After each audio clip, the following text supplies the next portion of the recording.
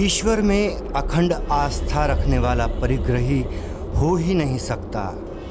उसकी मान्यता है कि जिस ईश्वर ने जन्म दिया है, जो आज हमारी जीवन रक्षा कर रहा है, भविष्य में भी वही हमारा संरक्षण करेगा। और संरक्षण के सत्य को हम स्वीकार कर लेंगे, तभी हम कर सकेंगे मनन।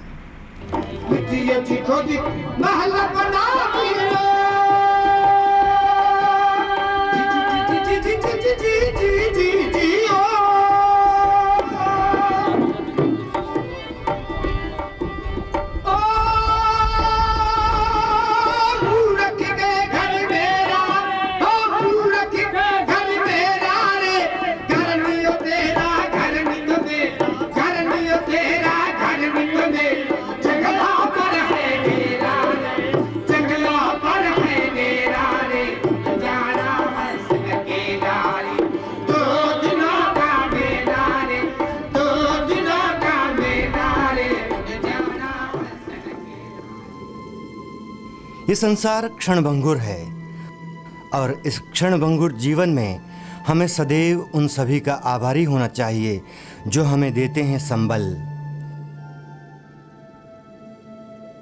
दरअसल इस अक्षुण्ण अवधारणा को हम आत्मसात कर लें, उस दिशा में अपने पथ प्रशस्त कर लें, तभी हमारा होगा कल्याण। कल्याण का ये मार्ग ही है मनन, मनन, मनन। यस्यां समुद्र उत सिन्धुरापो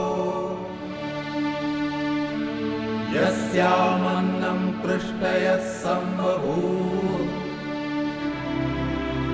यस्यामिदं जिन्वति प्राणदेय सा नो भूमिः पूर्वपेये दधातु।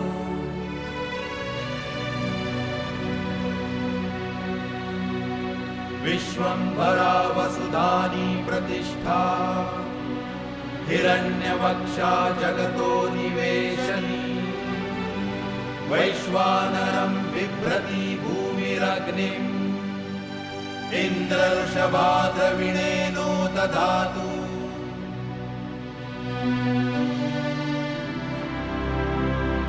गिरयस्ते पर्वता हिमवन्तोरण्यम् ते पृथिवी स्यो नमस्तु। बभ्रुं कृष्णां रोहिणीं विश्वरूपा ध्रुवां भूमिं पृथिवीं इन्द्रगुप्ता। अजितो हतो अक्षतो द्यष्टां पृथिवीम् अहम्। यत्ते मध्यं पृथिवी यच्च नभ्यं यास्त ऊर्जस्तन्वः सम्बभूवुः। दासूनो धेयभीनः माता भूमिः पुत्रो अहं पृथिव्याः। पर्जन्यः पिता स ऊनः पिबर्तु।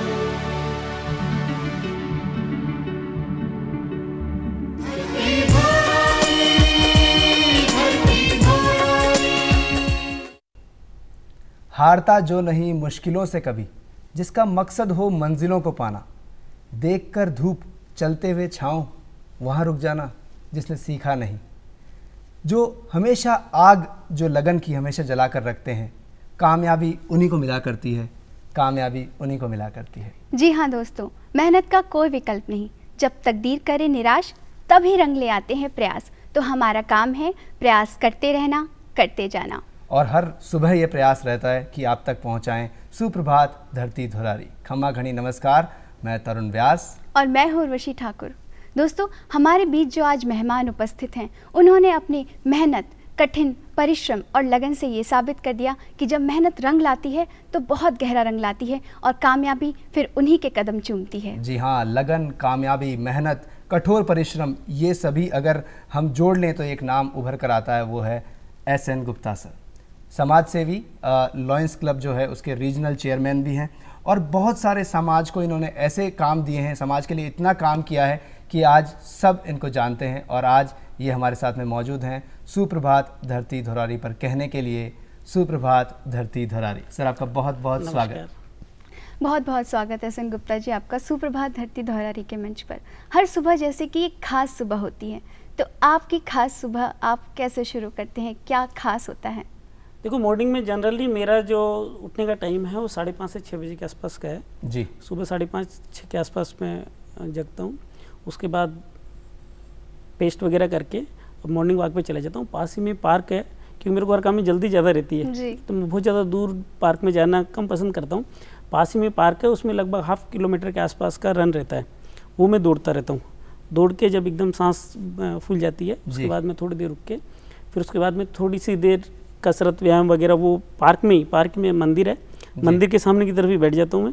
उसके बाद कुछ देर तक तो जंपिंग करता रहता हूँ पंजों के बल। जब मैं 6-7 क्लास में पढ़ा करता था तब टीचर बोला करते थे कि पंजों के बल चलने से पेट ज़्यादा नहीं आता, और मैंने वास्तव में उसी चीज़ को रीड किया और देखा भी कि पंजों से मैं जंपिंग करता हूँ, एक्सरसाइज करता हूँ तो जंपिंग करता रहता हूँ, तो उससे मेरा पेट थोड़ा सा कंट्रोल है। हालांकि पूरी तरह कंट्रोल नहीं कर पाया लेकिन बहुत कुछ कंट्रोल में सेटिस्फाई हुई। उसके बाद मैं हाथ पैरों का मूवमेंट करता हूँ 15-20 मिनट के आसपास। उसके बाद फिर घर आ जाता हूँ।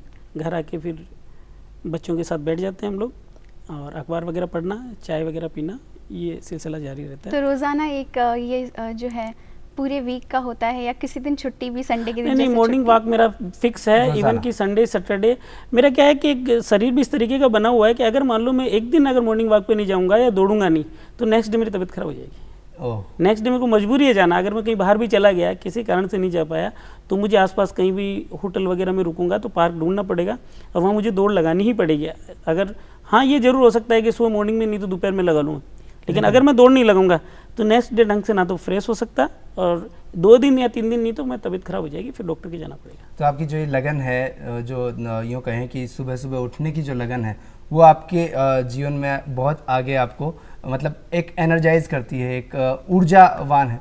एक बात आपने कही कि मेरा मतलब पेट इतना ज़्यादा नहीं है, लेकिन मैं आपको एक बात बताऊँ एस.एन. सर कि आप जब करते हैं तब इतना है, नहीं करते तो बहुत से लोग अपने जैसे सेठ जी होकर बैठ जाते हैं। अच्छा, एक बात और इस बारे में बड़ी अच्छी मुझे लगती, जो मैं हमेशा चाहता हूँ पूछूं कि जो सुबह सुबह जाते हैं उन लोगों को तो पता है कि सुबह की सुबह मतलब सुबह सुबह जाना कितना अच्छा होता है, सुखद होता है, और जो लोग सोए रहते हैं या फिर सोचते हैं यार मैं काहे कर यार बाद में चल जाऊँगा, वो आगे आगे टालते जाते हैं, उन लोगों को आप कैसे बताएंगे, कैसे वर्णन करेंगे कि वो सुबह कैसी होती है, सुबह सुबह वाली? देखो, आलस्य का कोई एंड नहीं होता जी। जनरली जैसे हम लोग गांव में रहा करते थे ना, तो बाजार के बीच में जो लोग ताश खेलते थे, कभी उनकी मम्मी कुछ बोलती थी कि ये काम करो तो ये जरूर बोलते थे थोड़ी देर में आ रहा हूँ, और उनका एंड शाम होने तक भी ये कहते थोड़ी देर में। और जैसे हम लोग 50 काम करते थे उसके बाद भी हमें कोई काम बोलती थी मम्मी कि ये काम और करना, तो हम तुरंत करके देते थे। कभी भी बहाना नहीं कि थोड़ी देर में आता हूँ या बता रहा हूँ। तो वही आलस्य जो है, जैसे आप आराम करते रहोगे तो आपका शरीर ज़्यादा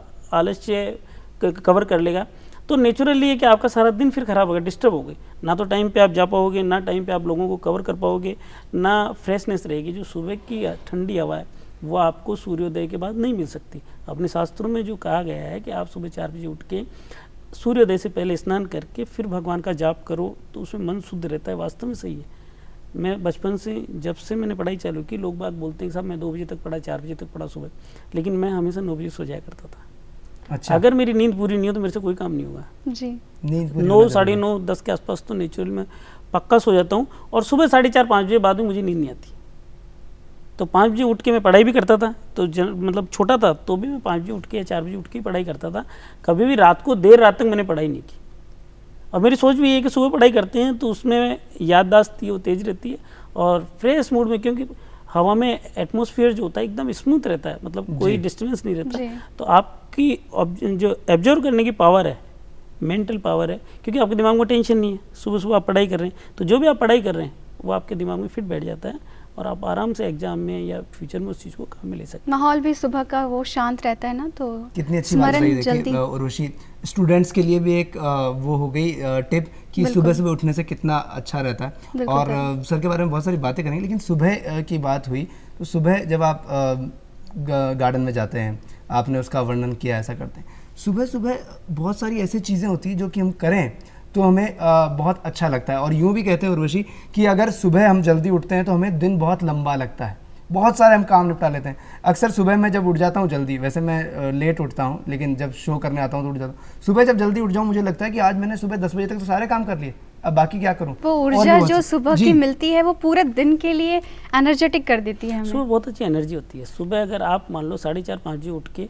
फटाफट आप काम करके आओगे तो जो 5:30-6 के आसपास जब सूर्योदय होने चालू होता है उस टाइम चिड़िया वगैरह की जो चिकचिकाहट चहचहाहट है, होती है। वो जो आवाज़ आप सुनोगे इतना मन में शांति मिलती है। हालांकि अपने वास्तुकार इनसे सुनोगे वो भी कहेंगे साहब वो बहुत शुद्ध होती है, तो उसका कारण यही है कि आप 10 या 5 दिन सुनो, नेचुरली आपको सोते हुए भी इच्छा होगी कि मैं जाके एक बार वो सुन के आऊँ। तो उसमें जो फ्रेश हवा, पेड़ों के पास से आप गुजरोगे, पेड़ों से जो ठंडी ठंडी ठंडी ठंडी जी। हवा आपके शरीर को छुएगी, इतना बढ़िया लगेगा कि आपके शरीर में तो बीमारियां, जैसे मेरे 5-6 साल हो गए, जनरली मेरे जुकाम बुखार बहुत कम होता है। कम होता है। और जब मैं घूम के आता हूँ उसके बाद मैं नहाता धोता हूँ तो एकदम फ्रेशनेस आ जाती है। उसके बाद आप आराम से काम करो, लगभग मेरे 11 बजे तक तो मैक्सिमम काम समझ जाता है। मतलब आपको दिन में 2-3 बजे तक बहुत ज़्यादा वो, क्योंकि जब धूप भी हो जाती है फिर पसीने आते हैं, जी। परेशानी में आप काम 10 जी। बजे पहले आप काम सल्टा लेते हैं तो बहुत अच्छा रहता है। 9:30-10 के आसपास में खाना खा लेता हूँ, उसके बाद ऑफिस चला जाता हूँ। 12-1 बजे तक मैक्सिमम काम सिमट जाता है। उसके बाद हम थोड़ी बहुत देर लंच वगैरह जो करना लंच कर लेते हैं और 4 बजे बाद फिर हम नेक्स्ट काम चालू। इतनी अच्छी, मतलब ये आपका रूटीन हो गया। और एहसन सर, आप समाज सेवी हैं, लेकिन एक कहते हैं ना कि बचपन से ही कुछ लगन होती है, तो पहले हम जानना चाहेंगे कि आपका बचपन कहाँ बीता, कैसे शुरुआत हुई। देखिएगा, मेरा जो जन्म है वो कानोता के पास में गांव है एक, श्री रामपुरा, वहाँ हुआ था। जी। बचपन से ही या जन्म से ही देखो कुछ संस्कार भी होते हैं कि मेरा तो आध्यात्मिक प्रति और बड़े लोगों के प्रति भावनाएं हमेशा पॉजिटिव रही। छोटा सा तब भी जब मैं बड़ों की बात मानता था। इवन कि आप आज भी मेरे गांव में जिनके पास मैं बचपन से रहा हूँ मेरे लिए दिल से प्यार करते हैं। वो ये कहते हैं कि जैसे कोई बाहर का आदमी जाके अगर पूछ लेना हमारे गांव में तो ये कहेंगे सत्यनारायण के मुकाबले का लड़का आसपास के गाँव में नहीं हुआ, क्योंकि मैंने किसी की भावनाओं को ठेस नहीं पहुँचाई। कोई बुजुर्ग आदमी अगर कहते थे कि बेटा मेरा ये काम कर देना तो मैं बहुत खुशी से सब काम छोड़ के पहले उसका काम करता था। उससे जैसे आप समाज के प्रति कुछ करते हो, देखो अपन सोशल लोग हैं, जी। समाज के प्रति कुछ करते हैं तो उससे रिटर्न भी तुरंत ही मिलता है, क्योंकि समाज आपका साथ देता है। सोसाइटी से तो आप सब कुछ आगे बढ़ सकते हो, पीछे होना है तो सोसाइटी आपका, चाहे माउथ पब्लिसिटी, जैसे आपने मुझे आज बुलाया, कहीं न कहीं सोसाइटी ने ये आपको बताया है कि भाई ये आदमी ठीक है, किसी न किसी ने तो बोला ही होगा। सही बात। तब आप अच्छा करोगे तो नेचुरली आपके प्रति माउथ पब्लिसिटी होगी। जी। तो जैसे मैं छोटा था, बड़ों की बात मानता था, जो जो मैं बड़ा होता गया तो उनका प्यार, उनका आशीर्वाद मेरे को हमेशा मिलता रहा। कि हमारे गांव में जैसे एक ब्राह्मण का घर था, हमारे 2 बड़ियों के घर थे और छोटा गांव था, राजपूत थे, गुजर थे, सब समाज के लोग थे और अच्छा ठीक ठाक लोग अच्छे कैटेगरी के लोग रहते थे, पढ़े लिखे भी सब। तो जो ब्राह्मणों के जो पंडित जी वगैरह थे वो जनरली सुबह शाम हमारे घर के बाहर से जाते थे तो पूछते थे सत्य कोड़चे। जब मैं बहुत छोटा था तो पूछते थे सत्य कोड़चे, वो मेरे को बुला के फिर या तो कुछ चीज़ देते थे, चाहे प्रसाद वगैरह जो मंदिर से जाके आए, बेटा ये ले, बेटा आज क्या किया तूने, तो मेरे को जरूर से जरूर 2 राय देते थे क्योंकि उनको पता था ही मानेगा। तो उनका बेटा सुबह उठते ही सबसे पहले ये काम करना चाहिए। तो मैं उसको आज भी, जो पंडित जी ने जो बातें बोली, आज भी उनको फॉलो करता हूँ, कभी पीछे नहीं होता। क्योंकि उन्होंने बोला बेटा देखो ये काम करते टाइम जाओ तो ये ध्यान रखना, एग्जाम में जाओ तो आपका पेन आपके हाथ में होना चाहिए। मतलब उन्होंने जो भी बातें कही वो आपकी जीवन में काम आने वाली थी। उनको अनुभव की एक जो ज्ञान था उन्होंने हमारे को दिया, तो बहुत अच्छा लगा मुझे। और बुजुर्ग लोग थे, चाहे राजपूतों के थे, उनसे जब भी मैं कोई काम वो बोलते थे मैं करता था, तो नेचुरली वो मेरे लिए पेरेंट्स की तरह एक जैसे कवच होता है ना, वो कवच की तरह काम करते थे। कि जब कभी खेल रहा हूँ मैं गिर भी गया तो मेरे को उठाने के लिए जरूर आते थे, बेटा तेरे कहीं लगी तो नहीं। क्यों? क्योंकि उनको पता था कि ये मेरी भावनाओं की कदर करता है जी। इवन कि लोग जैसे बोलते हैं कि साहब दारू पीने के बाद में आदमी स्वभाव खराब हो जाता है, जो भी कुछ है जी। मैंने गाँव में दुकान की थी 10th में, और हमारे राजपूतों का गाँव, क्या चीज़ की दुकान थी? मतलब परचूनी की दुकान जिसे बोलते हैं। किराने में तो क्या है कि ये क्या नाम से किराने का आइटम आते हैं, लेकिन परचूनी में जैसे आटा भी है, नमक भी है, बादाम भी है, किशमिश भी है, पिस्ते भी है, सब की दुकान परचूनी की दुकान कहलाती है। वो करता था। तो जैसे उधार देना पड़ता है गाँव में भी, दारू पिए आदमी से सब डरते थे। मैं ये जब भी कोई दारू पीता था उसके पास जाके मैं उधार मांगता था, अंकल मेरे पास आज देखो मैं आपको दिया हुआ है और आज गुड़ खत्म हो गया, मेरे को काको साहब बाबू साहब बोला करते थे, बाबू साहब मेरे को सामान लेके आना है। वो जरूर, मतलब क्योंकि उस टाइम वो आदमी एकदम फ्रेश, क्या मैं नहीं बता सकता कि होश में रहे नहीं रहे, लेकिन वो जरूर अपने घर पे या बोलते थे बेटा पहले इसको पैसे क्यों नहीं दिए। अपने घर वाली से आके जबरदस्ती बोलते थे सत्यनारायण को पैसे क्यों नहीं दिए, इसको काम है सामान लेके आना है, पैसे दो। तो मेरा कभी आज दिन तक उधार नहीं डूबी जी, क्योंकि सिंपैथिकली मैंने उनकी हमेशा बात मानते थे, तो उनके मेरे प्रति निगेटिविटी तो कहीं ऊर्जा थी नहीं, हमेशा पॉजिटिव ऊर्जा थी। जब मैंने कहा कि मेरे को सामान के लिए पैसों की जरूरत है, चाचा पैसे नहीं है, तो वो मेरे को चाचा इसी तरीके से बोला करते हैं गाँव में, नाम से तो कोई बोलते नहीं थे, काका चाचा। तो मैं बोलता था बाबू साहब मेरे को आज गुड़ लेके आना था, आज पैसे हैं नहीं और मेरे को इतने पैसे लेने थे आपसे। हाँ बेटा क्या हो गया, ले मैं अभी तेरी चाची को बोल देता हूँ। तो वो अपनी वाइफ को नहीं भी हो ना, वो बोलती थी नहीं है पैसे, तो कहते कहीं से भी ला के दे, छोरे को पैसे दे पहले। मतलब वो एज ए बेटा ही मेरे को ट्रीट करते थे कि छोरे को पैसे दे, कल इसके सामान नहीं है, सामान लेने के लिए जाएगा। तो इतना अच्छा जब सोशल एटमोसफियर को आप अच्छा बना लेते हो तो आपको चारों तरफ से एक शेल्टर मिल जाती है, सारी ऊर्जा वैसी ही मिलती है। ऊर्जा वो मिलेगी और वो आपको पूरा कवच की तरह आपको सेव करेंगे। कोई बाहर का आदमी है, जैसे अभी मैं चल रहा हूँ, चलते जाए अगर मान लो कि गाड़ी टच हो गई जी, किसी से एक्सीडेंट हो गया, तो अगर आपका सोशल एटमोसफियर अच्छा है तो 50 लोग आपका साथ देंगे। सही बात कि है। नहीं सत्यनारायण ऐसा नहीं कर सकता था, कोई गलती से ऐसा हो गया होगा। किसी ने आपके, जैसे पुलिस भी आती है, किसी ने एफआईआर लॉन्च करी, पुलिस आगे पड़ोसी से पहले पूछेगी, कि और आदमी पड़ोसी कैसा ने है। कहा कि नहीं सत्यनारायण ऐसा कर ही नहीं सकता, तो चूंकि उनके दिमाग में पॉजिटिव ऊर्जा आएगी कि नहीं ये नहीं कर सकता, इसका मतलब कहीं ना कहीं गड़बड़ है, और 5-10 लोग आके कह दी कि नहीं ऐसा नहीं कर सकता, तो फिर वो भी पॉजिटिव आपके प्रति होंगे और वो उसकी तहकीकात साफ सुथरी करेंगे। और अगर आपका एटमोसफियर आपने गलत किया, अच्छा सोशल एटमोसफियर नहीं किया, तो आपको कहीं ना कहीं उसकी निगेटिव ऊर्जा मिलेगी, उससे आपको कहीं भी नुकसान होगा। जी, कितनी जैसा अच्छी कि बात। आपने बताया अपने कम उम्र में जैसे आपने दुकान शुरू कर दी, तो वो जो दौर था दोहरी जिम्मेदारी, पढ़ाई की भी और काम की भी, कैसे आपने संभाला? तो ऐसा मुझे कोई फील नहीं हुआ, क्योंकि मैं हर चीज़ को पॉजिटिव में लिया करता था। पढ़ाई जब करता था तो मैं पढ़ाई के टाइम पे भी मैंने शुरू से बचपन से ही कुछ न कुछ काम किया। जब 4th-5th में पढ़ता था तो पड़ोसी में जो बच्चे थे उनको पढ़ाने जाया करता था। उस टाइम 10 रुपये पर मंथ मिला करते थे मेरे को, 1 घंटा में पड़ोस में जो। कौन से सन की बात है सर? उस समय 10 रुपए की क्या वैल्यू रही? देखिएगा सन तो मैं नहीं बोल सकता था, लेकिन 4th-5th में पढ़ा करता था मैं, तो मेरे हिसाब से 78 के आसपास की बात हो सकती है। जी। तो वहाँ मैं 10 रुपये में पढ़ाया करता था उस टाइम 4th-5th में। फिर 6th-7th में पढ़ने में मैं गांव के पास में फालियावास गांव, वहाँ जाया करता था, तो वहाँ भी मैं कुछ न कुछ करता था, पूरी तरह मुझे ध्यान नहीं आ रहा। लेकिन 9th के बाद में मैंने एक कानून यहाँ पे जयपुर जब मैं शिफ्ट हो गया था 9th में, तो मैंने अगरबत्ती की दुकान की थी सांगानेर गेट जी।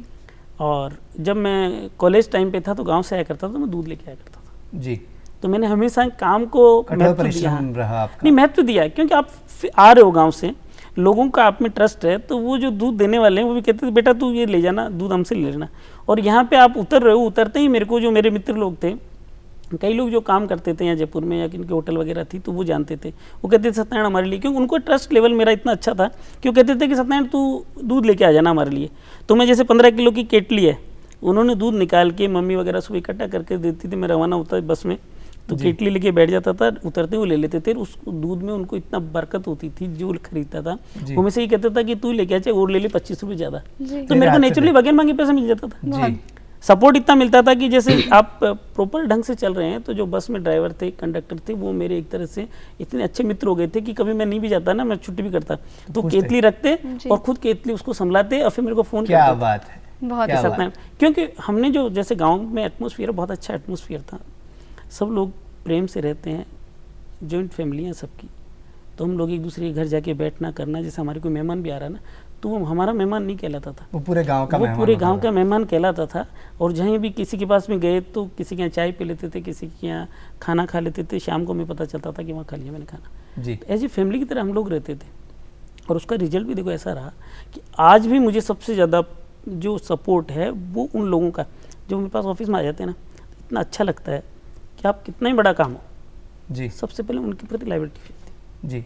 आपने बात की बीच में कि सकारात्मकता हमेशा से रही, पॉजिटिविटी। दूसरी ओर अगरबत्ती भी भगवान से जुड़ी, और सकारात्मकता, जब आदमी भगवान की पूजा करता है तो हमेशा वो पॉजिटिव ही रहता है, क्योंकि उसे लगता है कि एक डिवाइन पावर, एक ऊर्जा उसके साथ हमेशा है, और वो आपके साथ में रही।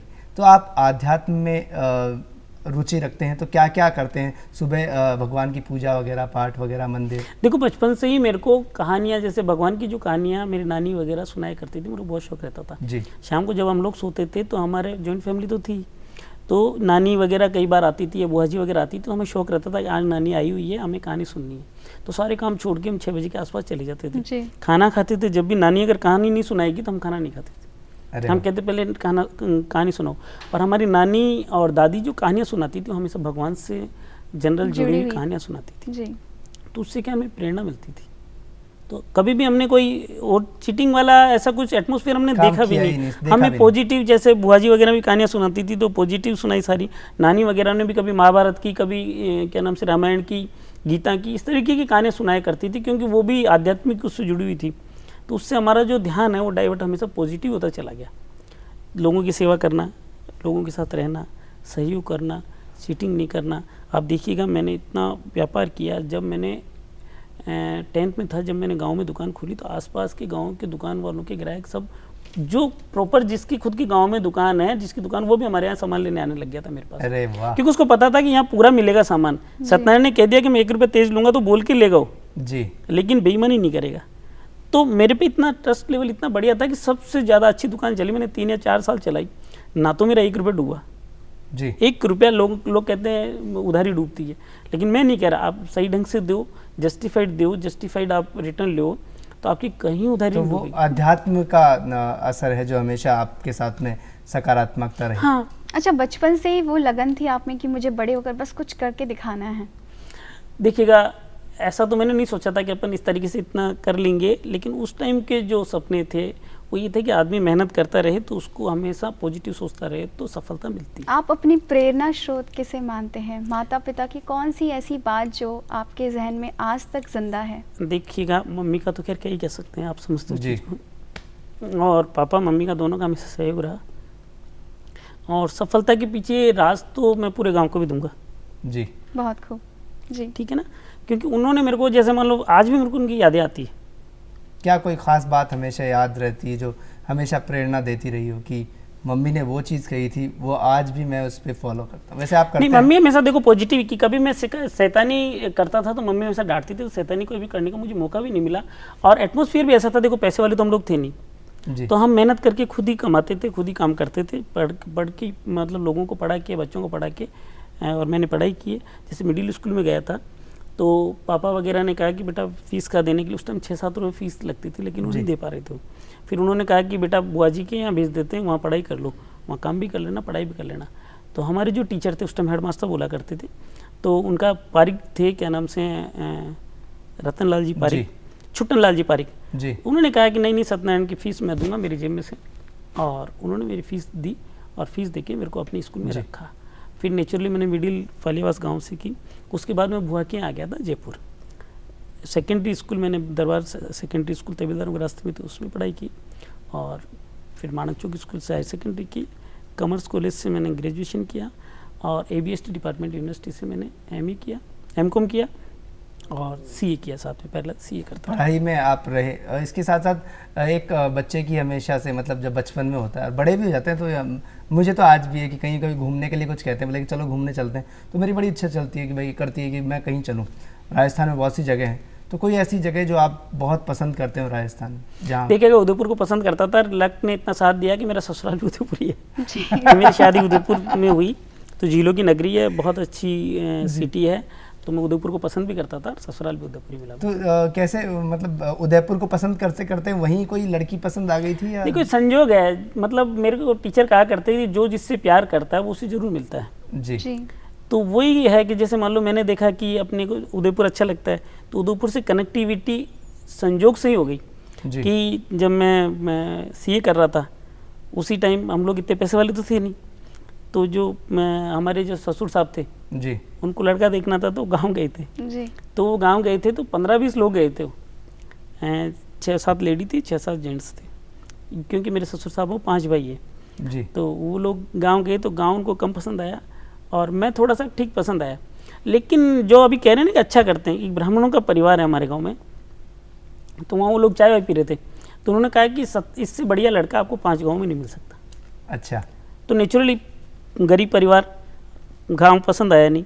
अब इनके बीच में कोलैप्स थोड़ा सा वो हुआ, दोनों के विचारों में मतभेद रहा कि कुछ लोग तो कहते हैं कि नहीं ठीक, यहाँ नहीं करना, अपन तो पैसे वाले हैं, अपन अच्छी जगह करेंगे, लड़की की शादी, पढ़ी लिखी लड़की है, ये है वो है। और जो मेरे ससुर साहब और एक सास हैं, वो आज भी बोला करती है कि सत्यनारायण जी जब उस लेडी ने ये कहा ना कि ये, उसके बाद में हम पॉजिटिव हो गए थे, तो हमने सोचा था कि लड़का ठीक है, कोई दिक्कत नहीं, भविष्य सब अच्छा हो जाएगा। तो झीलों की नगरी में अल्टीमेटली उदयपुर वाला रिश्ता हमारे साथ ज्वाइंट हुआ और शादी हुई, तो वहाँ सेहरा बांधकर आप पहुँचे। लेकिन अभी हम पहुँचते हैं बीकानेर, हमारे दर्शकों को दिखाते हैं बीकानेर का अनूप महल। क्या खास गजब का महल है, आइए चलते हैं अनूप महल।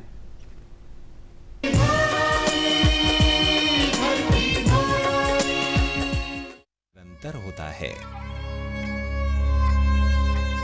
और अब आते हैं किले के सबसे भव्य अनूप महल में।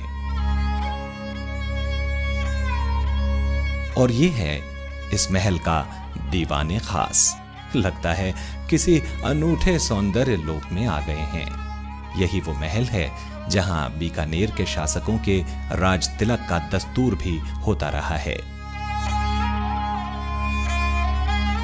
शिल्प सौंदर्य में बेमिसाल महाराजा अनूप सिंह द्वारा 1669 से 1698 ईस्वी में बनवाए इस महल में सोने के काम की कारीगरी ही इसे स्वर्ण महल की संज्ञा देती है।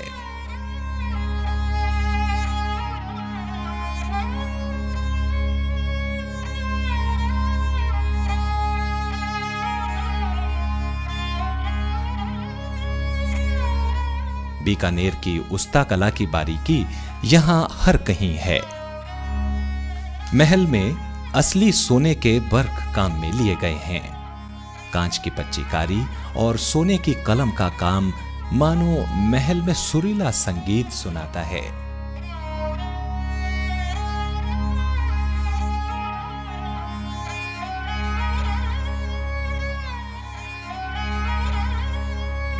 और यहीं इस संग्रहालय में वर्षों से सहेज कर रखे हैं राजा महाराजाओं के ऐतिहासिक युद्ध में काम आने वाले अस्त्र शस्त्र, भाले, तलवारें, तीर, गुप्तियां और ऐसे ही दूसरे हथियार।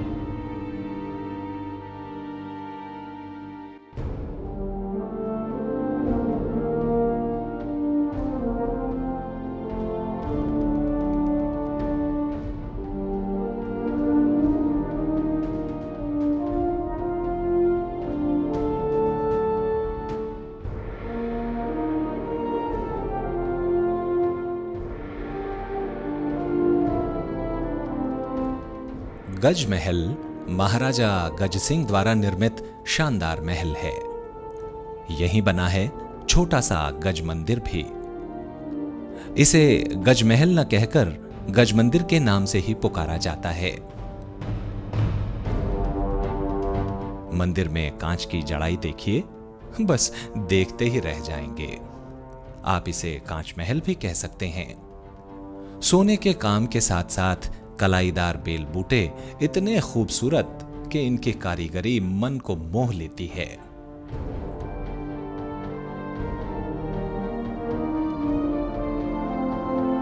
जूनागढ़ किले के ऊपर की मंजिल में बना है ये महल। महाराजा डूंगर सिंह द्वारा बनवाए गए इस महल की खास बात यह है कि इसमें इंग्लैंड में बनी टाइल्स जड़ी हुई हैं।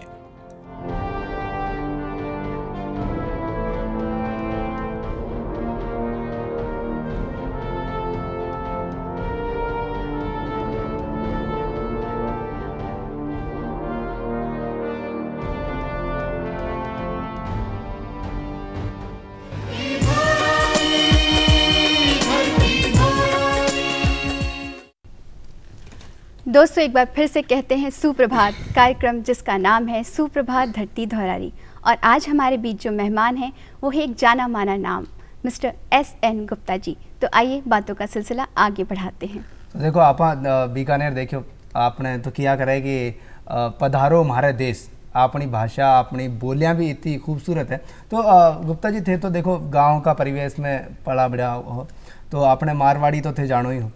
तो मारवाड़ी में अगर एक थे कोई गानों गुनगुना दो तो माँ के जितना भी दर्शक है बम्बई दिल्ली सब जगह देख रहा है तो आपने मिट्टी खुशबू माने मिल जाए। देखिएगा मारवाड़ी जो भाषा है इतनी प्यारी भाषा है, वो दिल को छूती है। हाँ, जैसे जो शब्द आप मारवाड़ी में बोल सकते हैं ना, वो शब्द आप कितना इंग्लिश का ट्रांसलेट कर लें या हिंदी में ट्रांसलेट कर लें, आप वो शब्द नहीं बोल सकते।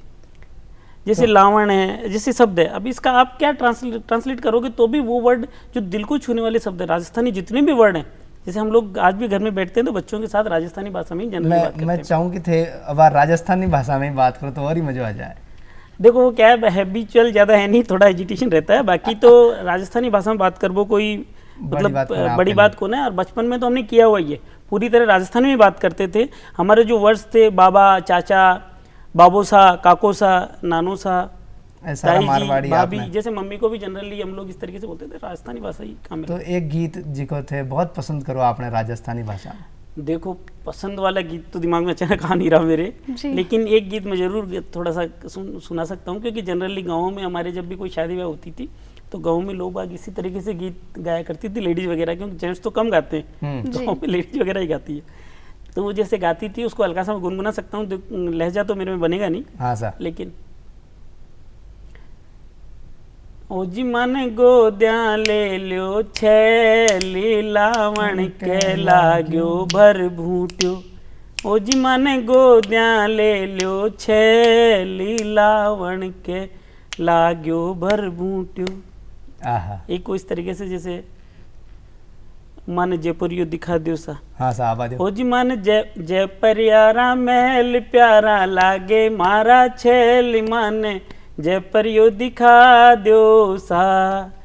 ये इस तरीके बहुत खूबसूरत, आप बहुत अच्छा गाते हैं। मतलब गाबा के साथ में एक बात और बताऊं रोशी जी, आपने शाम भजन संध्या पूरा वर्ल्ड में हुआ करे है।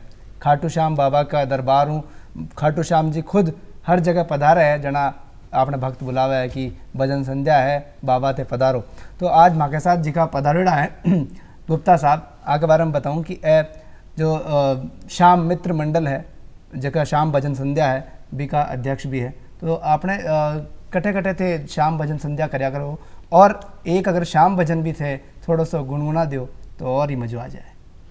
देखिएगा, श्याम भजन संध्या परिवार एक बहुत बड़ा परिवार है और आध्यात्मिक उससे जुड़ा हुआ है। तो हम लोग सैटरडे को जनरली किसी न किसी के घर में सत्संग किया करते हैं। तो आपने जयपुर में या कटे भी? जयपुर में, पूरे मतलब इंडिया में सब जगह जहाँ भी इच्छा हो जिसको भक्त को करवाना होता है वो कर लेते हैं। शनिवार और साल में, हाँ शनिवार या संडे ऐसा फिक्स नहीं होता जी। और साल में 1 या 2 बड़े फंक्शन हम लोग करते रहते हैं। 20-25 साल से संस्था चल रही है।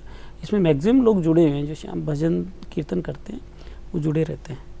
तो उसमें जैसे हम भजन गाते हैं, भजन इतने प्यारे होते हैं, जब उस टाइम गाने लगते हैं ना तो सब लोग झूम उठते हैं, सब दुख दुविधा भूल जाते हैं। कितना भी तकलीफ में आदमी हो, आप उस भजन गाते टाइम आप वहाँ ला के बिठा दो, मैं पक्की जिम्मेदारी गारंटी से कह सकता हूँ कि वो आदमी अपनी टेंशन भूल जाएगा, वहाँ शाम की लीला में मग्न हो जाएगा।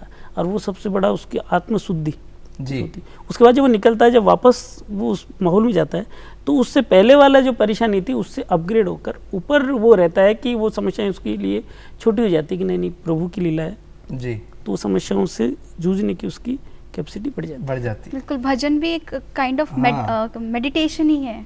और भजन खूब सुनिया सा हरिओम शरण साहब का, अनूप जलोटा जी का, और भी बहुत सारा भजन गायक होया। लेकिन मारवाड़ी में आपने श्याम भजन और जी का होया करे, हिंदी में वे ज़्यादातर फिल्मा पे बनाया करें। तो कोई भजन था ना अगर देखिएगा पूरी तरह मेरे को, लेकिन क्या होता है कोई भजन गाओ ना तो जब भगवान का रूप अगर आपके दिमाग में छाया हुआ ना तब वो भजन अच्छा लगता है। तो जब भी आप कोई गाओ उस टाइम अगर दिमाग में ये चीज़ है कि प्रभु किस तरीके के थे, कैसे लीलाएं करते थे, क्या भगवान का रूप था, क्या उनका शौर्य था, कैसा वो का, तब वो अच्छा लगता है। आपसे कोई भजन गाओ, जैसे अभी छोटा सा भजन जैसे अपन जनरली नगरी नगरी द्वारे द्वारे झूम्यो रे सांवरिया, नगरी नगरी द्वारे द्वारे झूमे, तो उसमें क्या है ये चीज महसूस होती है कि जब भगवान कृष्ण छोटे थे अकेले करते थे, तो जैसे वो दही का पिटारा मक्खन चोरना, गाँव में जाना, मतलब ग्वालियन के साथ में रास रचाना, वो चीज़ उसमें मतलब सीन दिमाग में छाते रहते हैं। उससे फिर उसका लहजा अपने आप ऑटोमेटिक आप नहीं चाहते हुए गुनगुनाना चालू कर देंगे। तो ये भगवान के भाव और भक्ति जो है वो भजनों के साथ में जुड़ती है ना, तो मन भी शुद्ध होता है और आत्मशुद्धि, और मन अपने आप प्रेरित हो जाता है। जैसे भजन होते हैं, कहीं भी भजन चलते रहते हैं, तो हम लोगों को नेचुरली चाहे कितने काम हो छोड़ के हम सोचते भजन में चलना ही जी। यानी भजन सुनने के अलावा आपको गाना भी पसंद है? हाँ, गाना है, जैसे भजन गाते रहते हैं उस टाइम हम डांस भी करते रहते हैं, उस टाइम होश नहीं रहता कि अपन क्या कर रहे हैं, ये क्या बोल रहे हैं। जैसे अभी आप बोल रहे हैं सब गाना, तो उस टाइम तो दिमाग को काम में लेना पड़ता है कि मुझे कौन सा गाना, उस सामने आता नहीं भजन जी। लेकिन जनरली जब वो भजन गाने लगते, गायक कलाकार आते हैं तो मुग्ध हो जाते हैं, उसमें खो जाते हैं एक तरफ से नशे में, कि उनको कोई होश नहीं रहता कि मैं क्या बोल रहा हूँ, क्या गुनगुना रहा हूँ, वो हमारे साथ रहता है। वो लगन ऊपर लग जाती है तो फिर इंसान के मुंह से जो निकलता है उसमें कोई सुर ताल और लय की जरूरत नहीं हो रोशी, वो सिर्फ भगवान के लिए होता है और भगवान के लिए ही होता है। कितना अच्छा। एक जब बात चली आत्मशुद्धि की, तो हमारे शरीर की शुद्धि भी तब ये होती है कि जब हम कोई कसरत करें या फिर हम फिटनेस के लिए कुछ करें, तो आप सुबह सुबह जैसे करते हैं मॉर्निंग वॉक, तो कुछ और अभ्यास भी करते हैं जैसे योगा वगैरह? जैसे थोड़ा बहुत मैं करता हूँ, लेकिन आत्मशुद्धि जो मैं बोलना चाह रहा हूँ वो एक अलग चीज़ है। जैसे बचपन से ही हमने आत्मशुद्धि जो शब्द है वो भावनाओं से है कि हम जो भी काम करते हैं उसकी पॉजिटिव सोचते रहते हैं। बचपन से मैं सोशल काम करते रहे हम लोग जी। अभी हम जैसे पड़ोस रहते थे शास्त्री नगर में, पड़ोस में एक माता जी थी, बुजुर्ग लेडी, वो जनरली मंदिरों में जाया करती थी। वो मेरी जो जाने का आने का काम करने का था उससे हमेशा वो बोलती रहती थी, सारा दिन कहीं ना कहीं करता रहो छो, या कोनो थोड़ी सी देर भगवान का मंदिर भी चलो, भगवान की सेवा करो, लो चलो वंडा आज प्रवचन 6 वंडे चलो। तो वो रोज़ मेरे को कहती रहती थी, मैं जनरली इग्नोर करते हुए चलता रहता था, क्यों मेरे बड़ों की आदत सुनने की मेरी है कि बड़े कोई बोलते मुझे अच्छा लगता है। तो वो जानती थी मेरी बात सुनेगा, तो हर बार कहता रहता। एक दिन मेरे खुद में शाम को हम लोग बैठे थे चबूतरे में बाहर, तब उन्होंने कहा कि देखो उन्हें इतना बढ़िया भजन छे था, 2 मिनट भी कौन दो, सारे दिन लगे रहो चो, कमाई ने कोड़े ले जाओला, सारे दिन काम करता। तब मैंने कहा मम्मी जी आप मुझे ये बताओ कि आप मंदिर में गए, सब कुछ करके आ गए, मैं सारे दिन कर रहा हूँ, ये भी तो मेरा एक मंदिर है। आप ये बताओ कि अभी मेरे कुछ हो जाता है, 2 मिनट आप सोचो कि मेरे पीछे कितने लोग हैं, 300 लोगों को रोजगार मिला हुआ है जी, उनको रोजगार दिया हुआ, ये भी तो एक धर्म है। सही बात है, बिल्कुल। ये भी तो मैं कुछ न कुछ धर्म कर रहा हूँ कि उन लोगों को एक काम मिला हुआ है, वो मेरे से कुछ एक्सपेक्टेशन किए हुए हैं, उन एक्सपेक्टेशन पे मैं खरा उतरूँ, ये भी तो एक मंदिर है, पूजा है मेरी। बिल्कुल। अगर ये मैं तपस्या पूरी नहीं करूंगा तो उन लोगों के साथ क्या होगा जी। अभी मान लो आज मैंने उनको छोटे जैसे, क्योंकि वो बुजुर्ग लेडी थी, उनको सुन, तो मैं क्यों मम्मी जी अगर आप अभी मर जाओगे तो ज़्यादा से ज़्यादा क्या अड़ोसी पड़ोसी रोएंगे, अभी मैं मर जाता हूँ तो बोलो कितने लोग रोएंगे। ये बात, ये शब्द मैंने उनको मतलब उस भाषा में ये बोला। आपने उस तरीके से समझा है। और जैसे आत्मशुद्धि वाली बात की हमने उससे की थी, शरीर शुद्धि की बात, तो शारीरिक जो अभ्यास है वो हमेशा बहुत ज़रूरी होता है, और हम हमारे दर्शकों को लेकर चलते हैं कुछ योगा के बारे में बताने, योग कैसे होता है, कैसे टिप्स हैं। तो आइए चलते हैं कीप फिट योगा।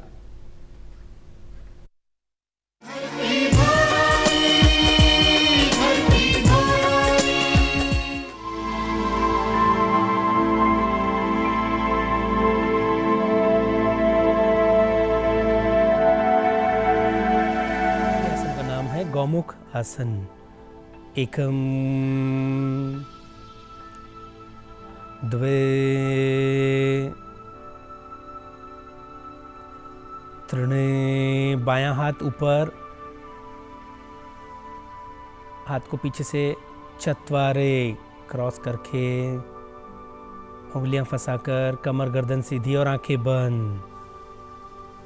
इसमें दोनों घुटने एक सीध में ऊपर रहें और दोनों पंजे साइड में और दोनों एड़ियाँ नितंबों के पास, हाथ एकदम सीधा, भुजा को कानों तक सटाकर, आंखें बंद।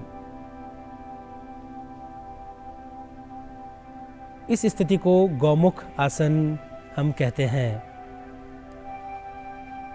साधारण लाभ, अधिक से अधिक लाभ इस आसन के हम प्राप्त हों, उसके लिए हम इस अभ्यास के अंदर श्वास की गति को तेज करके, जिसे हम कपालभाति भी कहते हैं, करते हुए हम अधिक से अधिक लाभ इस अभ्यास के लेते हैं। क्योंकि इस स्थिति में हमने अपने एक लंग्स के फंक्शन को कम व बंद कर दूसरे लंग्स के फंक्शन को एक्टिव किया हुआ है। इस स्थिति में फास्ट ब्रीदिंग, इस स्थिति में हमने अपने एक लंग्स के फंक्शन को कम व बंद कर दूसरे लंग्स को एक्टिव किया हुआ है। तेजी से श्वास प्रश्वास, लंग्स की डीप क्लिंजिंग, ये श्वास संबंधी रोगों में और उच्च रक्तचाप की शिकायत में इसका नियमित अभ्यास बहुत लाभकारी रहता है। धीरे से श्वास पूरा बाहर निकाल के रुक जाना है। कुछ देर श्वास को सामान्य होने दें। पंच, दाहिना हाथ, छठ, बायां हाथ नीचे, सप्त, बायां पैर सीधा, अष्ट, दाहिना पैर भी। शरीर को हर अभ्यास के बाद विश्राम के अंदर और बदल कर दूसरी स्थिति से एकम,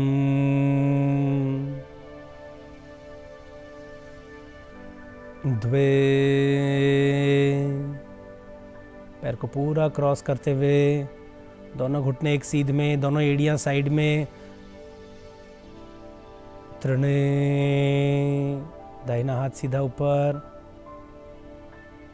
चत्वारे, हाथ पीछे, उंगलियां फंसा लेना है। कमर गर्दन सीधी, आंखें बंद और शरीर को एक स्थिति में सामान्य छोड़ दें। कुछ देर रुककर एक लंग के फंक्शन को कम व बंद और दूसरे लंग्स के फंक्शन को एक्टिव करने के लिए फास्ट ब्रीदिंग। श्वास प्रश्वास धीरे धीरे गति के साथ लेते हुए हम श्वसन तंत्र को सक्रिय कर रहे हैं और श्वसन तंत्र का शुद्धिकरण हो रहा है।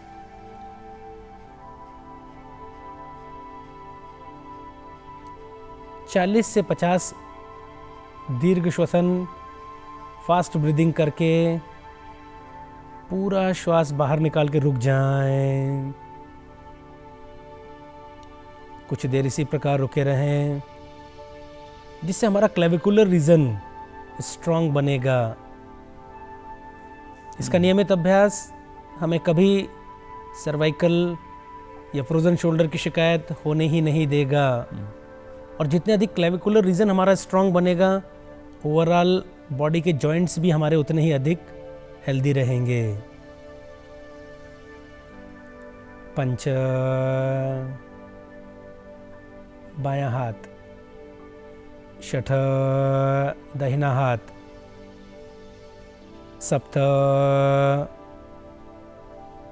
अष्ट, पैरों को ढीला छोड़कर थोड़ा विश्राम।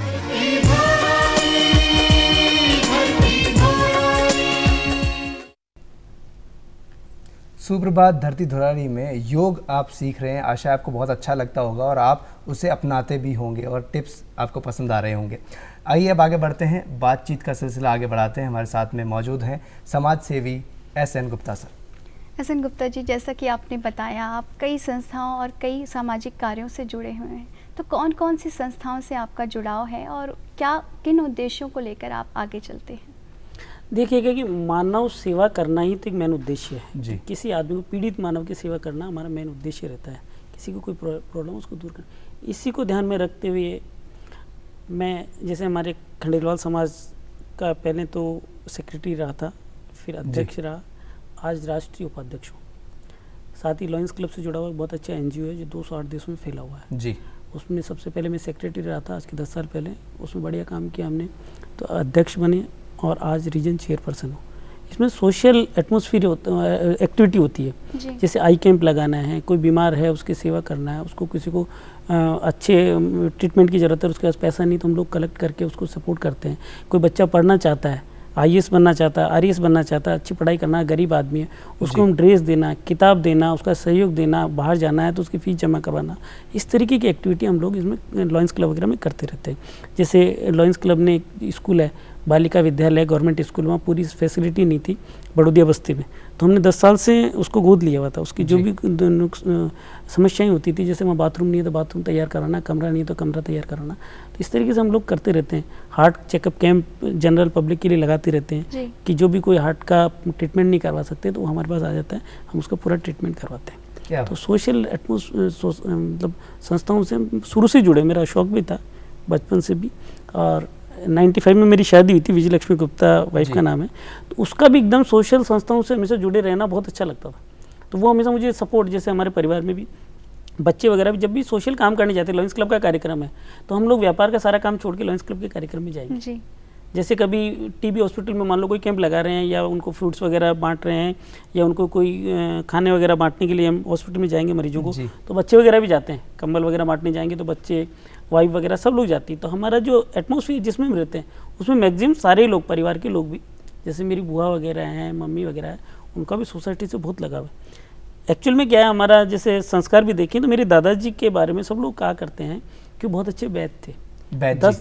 10 दिन तक वो जंगलों में रहा करते थे, जड़ी बूटियाँ लाकर कोई दवा बनाते थे और फिर उसको फ्री ऑफ कॉस्ट सब में बांटते थे जी। मतलब आज भी जैसे उनकी बनाई हुई दवा हमारे घर में मिलती है तो पड़ोस के गांव वाले आते हैं कि जैसे कजोड़ जी नाम था, कजोड़ बाबा को घर यही छके बेटा अगर वो दवाई की जरा सा हो तो दे दे, तो वो लाएगा, उसमें से एक जरा सा को तिनका लेके जाएगा, अपने जहाँ भी शरीर में कोई भी फोड़ा फुंसी कुछ भी है उस पर लगाएगा, उससे ठीक हो जाता है।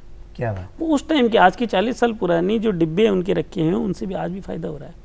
तो सोशल आज भी जैसे हमारी जो परिचय, हम जैसे मैं मानता हूँ बड़ों का आशीर्वाद ही मानते हैं हम लोग जो ग्रो कर रहे हैं, कि जो दादाजी थे वो बिना, आज जो भी बुजुर्ग लोग मेरे को मिलेंगे वो कहेंगे अच्छा तुम खजुड़वा के पोते हो क्या, बेटा तेरा दादा बहुत अच्छा था, वो फ्री में दवाइयाँ बांटता था, किसी को परेशानी होती थी फ्री में सेवा किया करता था। वो अच्छी बातें आप में वही हमारे में आ गई। एक और भी बहुत अच्छी सी बात थी उर्वशी, जो मैं दर्शकों को बताना चाहूँगा।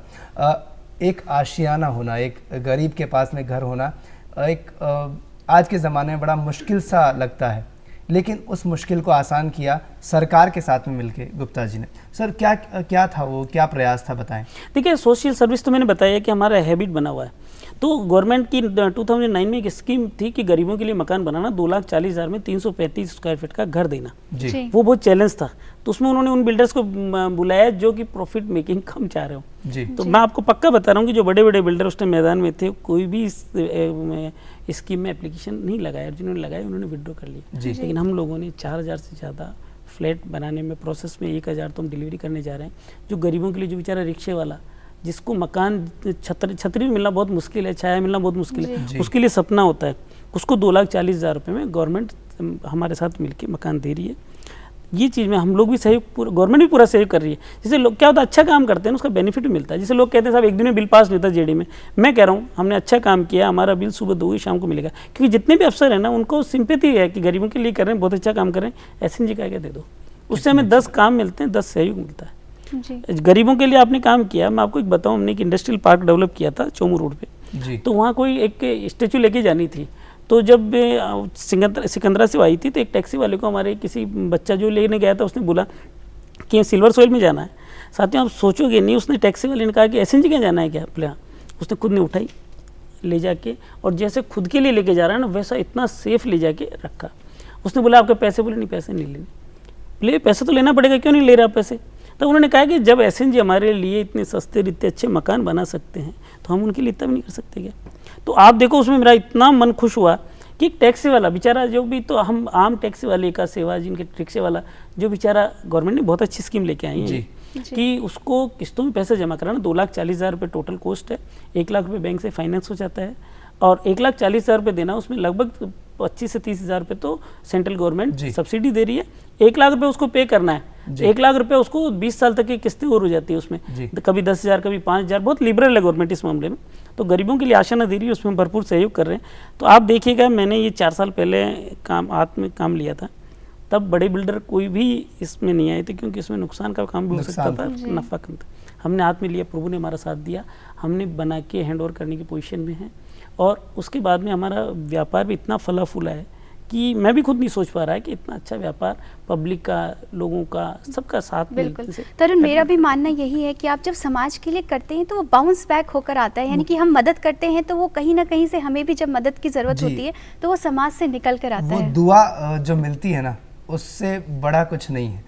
एक ये बात हुई कि आप सरकार के साथ में प्रयास कर रहे हैं और ये अच्छा काम आपने किया, लेकिन कहते हैं कि हर एक सफल और मेहनती इंसान के पीछे एक महिला का जो है प्रयास रहता है, हाथ रहता है। तो वो महिला कौन है? ये बिल्कुल सच्ची बात है कि सफल इंसान के पीछे देखिएगा, जैसे मैं पढ़ाई किया उस टाइम मेरी मम्मी का पूरा सपोर्ट रहता था, और उन्होंने बिल्कुल मेरे को इतना अच्छा एटमॉस्फेयर दिया कि हम पॉजिटिव में गए। और शादी हुई तो एक्चुअल में मेरा पूरा करियर आप देखेंगे तो शादी के बाद एकदम चेंज हो गया जी। शादी विजयलक्ष्मी गुप्ता के साथ हुई, वो भी पढ़ी लिखी लेडी थी। तो जब भी कोई जरा सी समस्या होती है वो हमेशा सपोर्ट करती है। कोई भी आज भी किसी टेंशन में जाऊंगा ना तो सबसे पहले उसकी ओपिनियन, बेस्ट ओपिनियन मिलेगी मुझे कि नहीं आप ऐसा क्यों कर रहे हैं, आप ये काम कैसे कर लीजिएगा, अब दिक्कत है चलो मैं करवा देती हूँ। उसकी सर्विस लग गई थी 96 में। सर्विस लगने से क्या हुआ कि जो गवर्नमेंट सर्विस लगी तो हमारी रिस्क बियरिंग कैपेसिटी बढ़ गई जी। क्योंकि जब गवर्नमेंट सर्विस है तो ठीक है कि बच्चों का पालने का अगर दिक्कत भी रहेगी तो पूरी ये संभाल लेगी। तो हमने रिस्क अच्छी ली, मैं अकाउंटेंट बन गया था। तो नहीं, मैं शादी के बाद सीए बना था, उसका पूरा सहयोग रहा था पढ़ाई वगैरह में। जी, तो आपने जैसे आप सीए बन गए और अब आप कह रहे हैं कि उनके जो इनपुट्स हैं वो बहुत काम आते हैं। तो कभी आपके भी इनपुट रसोई की तरफ अग्रसर होते हैं? नहीं, जाता हूँ मैं, शौक क्या जाता हूँ कि पहले मैं अकेला रहा करता था तो खुद भी किचन में खाना वगैरह बनाया करता था। तो जब भी कभी मूड बनता है, जब संडे का दिन रहता है, बच्चे वगैरह बोलते हैं पापा भिंडी की सब्ज़ी बनाओ, क्योंकि भिंडी की सब्ज़ी, जैसे सब्जियां मेरे को सारी पसंद है, लेकिन स्पेशली जैसे दाना मेथी की, भिंडी की, करेले की, ये सब्जियां मुझे कुछ एक्स्ट्रा ऑर्डिनरी पसंद रहती है। तो कहते पापा भिंडी की दही की सब्जी बनाओ, तो भिंडी की जो दही की सब्जी बनाते हैं बच्चे बहुत पसंद करते हैं। वाइफ वगैरह भी बहुत, तो उसमें सारा सपोर्ट करते हैं, सब मिलके सब्जी वगैरह काटना बनाना वो सारी सहयोग सब करते हैं, लेकिन वो सबको टेस्टी लगती है। अब देखो मैं नहीं कह सकता वास्तव में उनको लगती है, लेकिन तारीफ जरूर करते हैं, सब कहते हैं बहुत अच्छी लगी। उनका नाम आपने बताया विजय लक्ष्मी, तो आपके साथ विजय हमेशा और लक्ष्मी तो पीछे पीछे चलनी है। देखो विजय और लक्ष्मी दोनों ही मिली मुझे, उसके बाद में मैं पीछे मुड़ के कभी देखा नहीं। शादी के बाद में इतना ग्रो किया हमने कि पीछे मुड़ के नहीं देखा। हर सपोर्ट, जैसे सोशल काम तो देखो पहले भी क्या करते थे हम लोग, लेकिन जो सपोर्ट पब्लिक का मिला, सोसाइटी का मिला, गांव वालों का मिला, शादी के बाद में कंटिन्यू हो सकता है। हम देखो लोग कहते हैं एक तरफा ग्रो किया है, हो सकता है ऐसा ही। जैसा कि आपने बताया कि आपकी दही वाली भिंडी की सब्जी पूरे घर को पसंद है, तो आपको खाने में क्या क्या पसंद है? देखा क्या, मेरे को जैसे वाइफ है वो पाव भाजी बहुत अच्छी बनाती है, अच्छा, खमन बहुत अच्छे बनाती है। तो जनरली जैसे सैटरडे को मैं गोविंद जी की जाके आता हूँ, संडे के दिन में डेली, मतलब डेली तो मैं गोविंद जी जा नहीं पाता, संडे के दिन जाया करता हूँ। तो 11 साढ़े 11 बजे गोविंद जी आता हूँ, तो उसको पता है क्या तो खमन या पाव भाजी या कोई वो डिश बनानी है जो मुझे पसंद है। तो एक डिश जो हम सब दर्शकों को बनाना के लिए एक कहेंगे कि आप सीख सकते हैं, सुबह का जायका देखते हैं, आइए।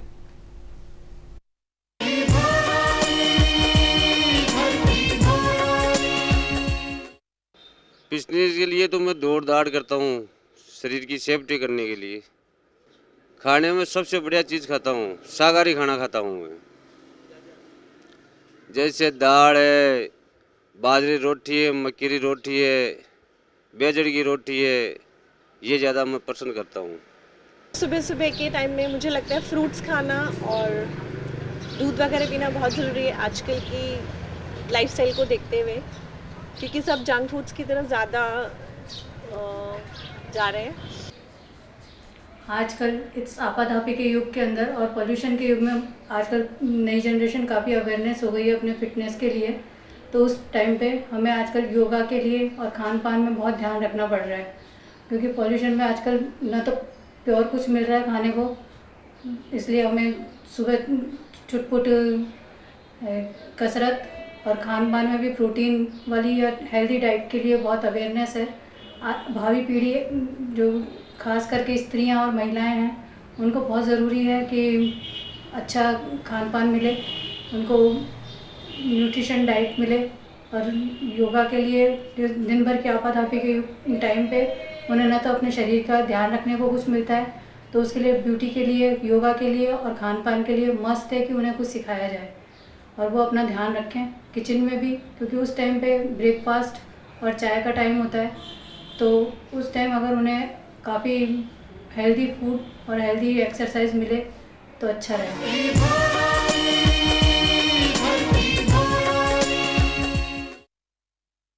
दोस्तों, हमारी बहुत ख़ास बातचीत चल रही है हमारे ख़ास मेहमान मिस्टर SN गुप्ता जी से। जैसा कि आपने बताया, कठिन परिश्रम और मेहनत की कोई सानी नहीं, तो इस मंच से आप क्या संदेश देना चाहेंगे आज की युवा को? देखिएगा, मेहनत, लगन और ईमानदारी से अगर काम करते हैं तो उसको सफलता पक्का मिलती है। और भारतीय संस्कृति वर्ल्ड में सबसे बेस्ट संस्कृति है, इसको अपने को नहीं छोड़ना चाहिए। विदेशी संस्कृति को अपन जो अडॉप्ट कर रहे हैं उसमें थोड़ा सावधानी बरतनी चाहिए, क्योंकि उसमें कई डाउट्स हैं, उसको अभी तक अपन ने फाइनल नहीं किया। तो विदेशी संस्कृति छोड़ के भारतीय संस्कृति को अपने को अडॉप्ट करना चाहिए, और मन से, ईमानदारी से मेहनत करते रहेंगे तो कहीं भी आप सफलता हमेशा आपके पाँव छुएगी। मेहनत, ईमानदारी और ये सभी आपने, आप यहाँ पर पधारे, इतनी अच्छी बातें की, बहुत बहुत शुक्रिया। बहुत शुक्रिया। अब चलते हैं न्यूज़ रूम उर्वशी, लेकिन उससे पहले मानसी सिंह और साथियों के साथ एक लोकगीत।